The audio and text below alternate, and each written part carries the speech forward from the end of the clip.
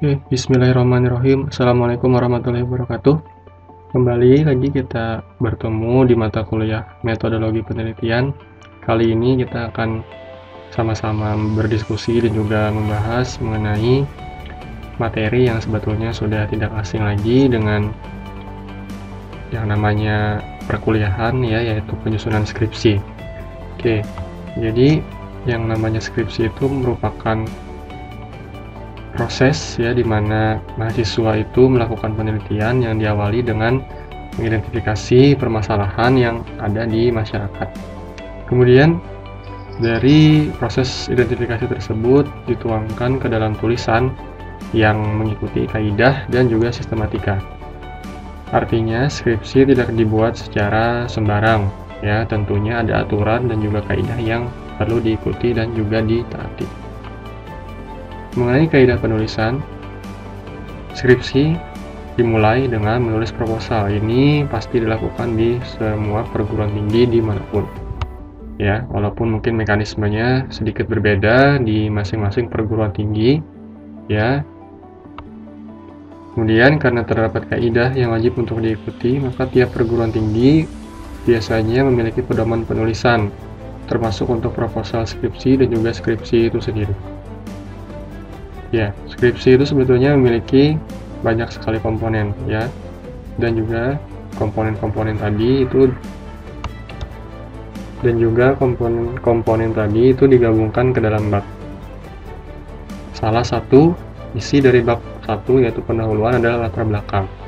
Jadi di latar belakang ini memuat uraian permasalahan bersama dengan argumentasi mengenai mengapa permasalahan tersebut layak untuk diangkat menjadi penelitian.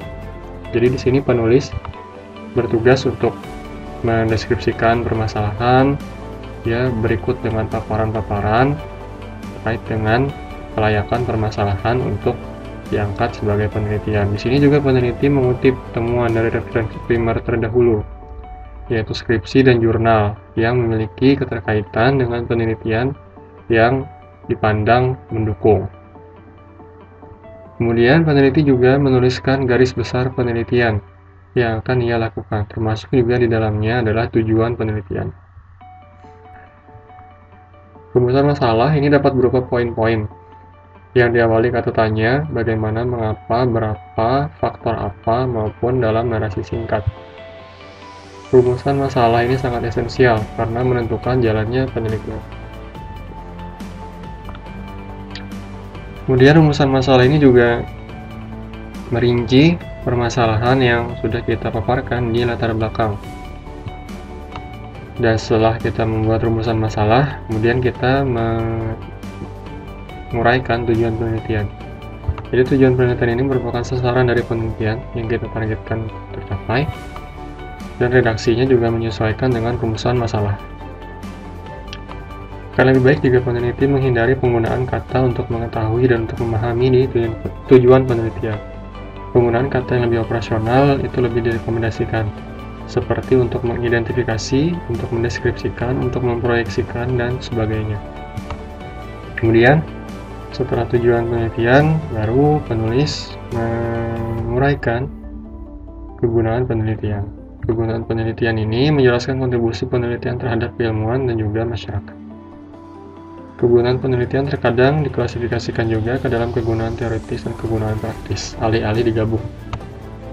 Ya, lalu untuk biasanya menutup bab 1 yaitu pendahuluan, penulis menguraikan batasan masalah. Ya, batasan masalah sesuai dengan namanya ini membatasi ruang lingkup penelitian dan juga pembahasan agar fokus dan tidak melebar intinya. Kemudian batasan masalah ini terkadang dipandang remeh oleh penulis proposal skripsi maupun skripsi. Namun fungsinya sebetulnya cukup esensial. Karena batasan ini sesuai dengan di poin pertama tadi, agar fokus tidak melebar, ini bisa kita lakukan terhadap wilayah atau lokus atau lokasi, fokus permasalahannya, waktu atau periode, partisipan, metode penelitian juga bisa kita batasi. Ya, misalnya kita menggunakan metode sampling probabilitas, maka itu bisa kita tentukan di awal ya, kita menggunakan metode sampling apa dan sebagainya ya. Nah, lalu kita beranjak ke bab 2 ya, yaitu kajian pustaka atau tinjauan pustaka. Di sini juga meliputi beberapa elemen yang memang berkaitan dengan teori yang mendukung ya penelitian kita. Salah satunya adalah subbab kajian penelitian yang relevan. Jadi di subbab ini itu memuat hasil dan temuan penting dari penelitian-penelitian terdahulu yang memiliki relevansi dengan proposal atau skripsi kita. Dan di sini juga memuat acuan referensi primer yang lebih banyak dari bab 1 ya. Kalau di bab 1 hanya yang krusial saja, sementara yang di kajian penelitian yang relevan ini sudah cukup banyak ya referensi yang kita jadikan sebagai acuan yang memang kira-kira memiliki keterkaitan yang sangat dekat dengan proposal kita, baik itu skripsi maupun jurnal. Kemudian di bagian ini juga mencantumkan sebetulnya tidak hanya perbedaan tetapi juga kesamaan penelitian yang dilakukan ya dengan acuan yang terdahulu atau referensi yang terdahulu. Kemudian di bagian ini juga dikemukakan pula bagaimana penelitian itu akan mampu menemukan temuan. Ya, penelitian kita akan mampu menemukan hasil dan juga kesimpulan yang berbeda timbang penelitian yang terdahulu. Jadi memang tujuan dari penelitian itu adalah selain kita melakukan atau melanjutkan kesinambungan penelitian, maka diharapkan dengan adanya penelitian yang lebih baru itu akan menemukan temuan yang baru juga ya, temuan yang baru juga. Kemudian yang berikutnya adalah landasan teori. Jadi landasan teori ini sesuai dengan namanya, yaitu memberikan landasan-landasan teori yang diharapkan mendeskripsikan dan berhubungan dengan rumusan masalah. Nah, jika rumusan masalah itu adalah faktor-faktor apa saja yang berpengaruh terhadap kinerja karyawan PT X misalnya, maka teori yang dibahas itu antara lain adalah manajemen sumber daya manusia, hubungan kinerja karyawan terhadap perusahaan, dan sebagainya. Nah, kemudian setelah 2 subbab tadi, baru biasanya dipungkas oleh kerangka teori. Jadi kerangka teori ini seringkali dianggap sama oleh penulis itu dengan landasan teori, padahal perannya itu berbeda.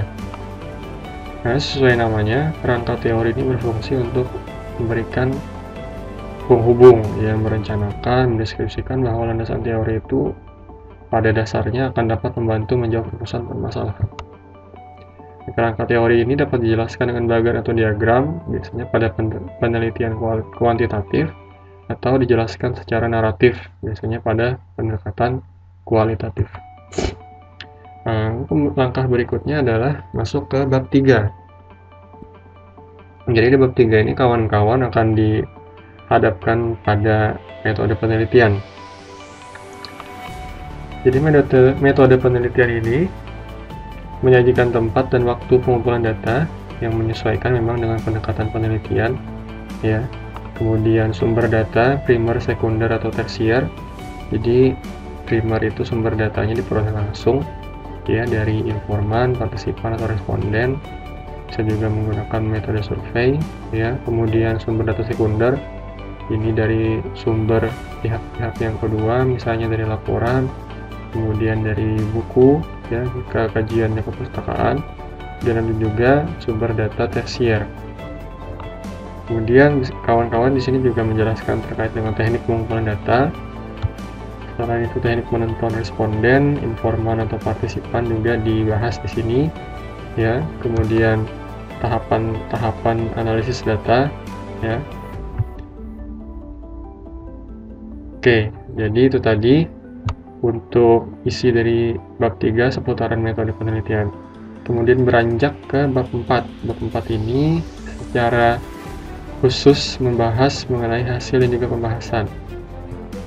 Jadi di sini mengupas permasalahan sesuai poin-poin yang ada di rumusan masalah itu berdasarkan temuan di lapangan, kajian pustaka, hasil eksperimen atau percobaan, hasil simulasi dan juga analisis atau pemodelan dan sebagainya.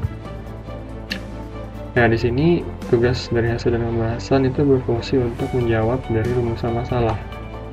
Ya. Kemudian di banyak kasus hasil dan pembahasan ini juga membandingkan kesesuaian temuan dengan penelitian yang terdahulu, apakah memang mendukung atau menguatkan atau justru bertentangan, kontradiktif dan menghasilkan temuan yang baru. Ya.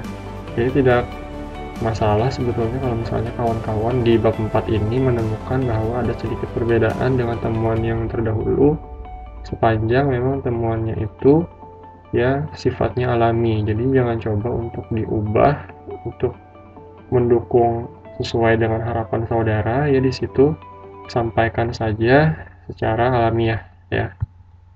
Nah, kemudian setelah menuntaskan bab 4 yaitu hasil dari pembahasan, baru kawan-kawan dapat beranjak ke bab ke-5, simpulan dan rekomendasi. Jadi di bagian ini pada umumnya poin pada simpulan itu sejumlah poin yang sama dengan rumusan masalah. Jadi misalnya kawan-kawan punya rumusan masalah itu 2 poin, maka poin pada simpulan juga mengikuti 2. Kemudian bagian ini sesuai dengan namanya itu ya meringkas hasil juga pembahasan. Karena berisikan ringkasan, maka hindari untuk copy paste dari hasil pembahasan. Jadi ringkaslah kalimatnya ya, bagian temuan-temuan yang penting disampaikan di sana yang sesuai dengan rumusan masalah. Kemudian rekomendasi ini merupakan saran dan juga masukan berdasarkan hasil penelitian baik pada masyarakat maupun penelitian selanjutnya. Ya, kemudian ini adalah daftar pustaka.